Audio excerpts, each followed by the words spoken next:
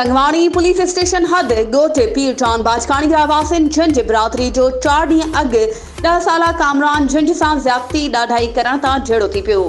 झेड़े दौरान मेहरबान झंझ ज़ख़्मी थी पियो। तंगवाणी पुलिस बर वक़्त पहुची झेड़ो ख़त्म करायो ऐं ज़ख़्मी नौजवान खे खणाए तंगवाणी अस्पताल पहुचायो।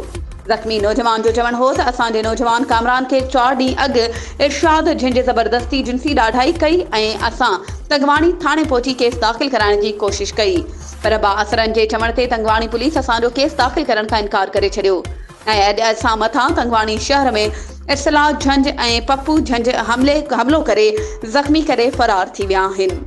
वधीक ख़बरूं ऐं अपडेट्स जे लाइ असांजे चैनल खे सब्सक्राइब कयो ऐं हा, बेल आइकन खे प्रेस करण न विसारिजो त जीअं असांजी हर नई अचण वारी वीडियो तव्हां ताईं पहुची सघे।